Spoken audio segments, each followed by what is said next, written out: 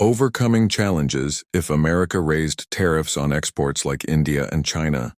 If the United States escalates tariffs on imports from major exporters, like India and China, to their levels, India's average MFN tariff at 18.1% and China's at 1%, the economic impact could be profound. In 2025, U.S. tariffs on Chinese goods reached 57.6% on average, and India faced 50% effective rates, far exceeding the U.S. baseline of 3.0%. These hikes aim to shield domestic industries but risk inflation, supply chain disruptions, and retaliation, potentially costing $146 billion annually. This essay outlines concise strategies for individuals, businesses, and policymakers to mitigate these challenges, enriched with data-driven examples. Challenges of higher tariffs. High tariffs on imports from India and China raise costs for U.S. consumers and businesses. For instance, 2025 tariffs increased prices of Chinese electronics, like smartphones, by 10–15%, contributing to a 4% overall inflation spike. India's textile exports to the U.S., valued at $9.8 billion in 2024, dropped 47% due to 50% duties, causing a 20% price hike for clothing like cotton shirts. Businesses face soaring input costs, with Chinese steel prices rising 30% for U.S. manufacturers, disrupting auto production. Retaliatory tariffs such as China's 15 to 20% duties on $12.9 billion of U.S. soybeans cut exports by 53%, threatening 45,000 agricultural jobs. These policies could reduce U.S. GDP by 0.5%, with long-term estimates up to 2%. Strategies for individuals. Consumers can mitigate price spikes by prioritizing U.S.-made goods.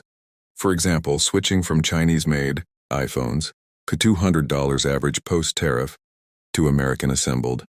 Google Pixel 800 saves 33%. Budgeting apps like Winab help track expenses, with 88% of Americans willing to buy local brands like Walmart's Mainstays clothing, which rose only 5% versus 20% for imported apparel. Stocking up on essentials, like bulk buying Indian spices, up 25% post-tariff, and investing in energy-efficient appliances, like Philips LED bulbs saving $80 a year, cut costs. Workers in retail, facing 10% job cuts, can reskill via Coursera's $399 healthcare courses for roles growing 13% annually. Approaches for businesses. Businesses can counter tariffs by diversifying supply chains. For instance, Ford shifted 30% of its auto parts sourcing to Mexico under USMCA, avoiding $1.2 billion in Chinese tariffs.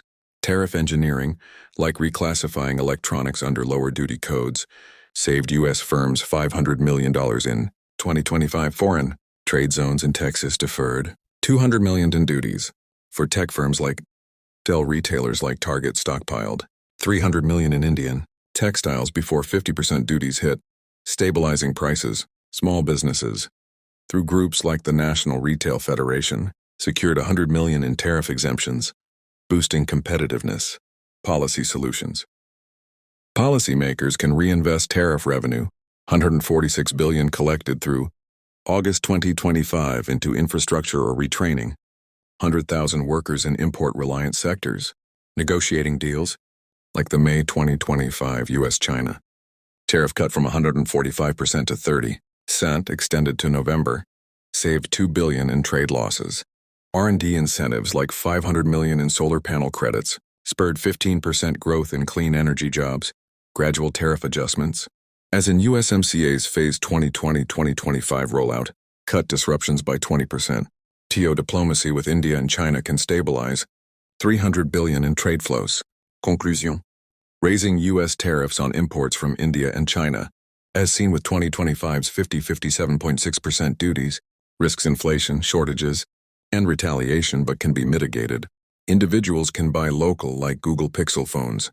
Businesses can diversify like Ford's Mexico sourcing.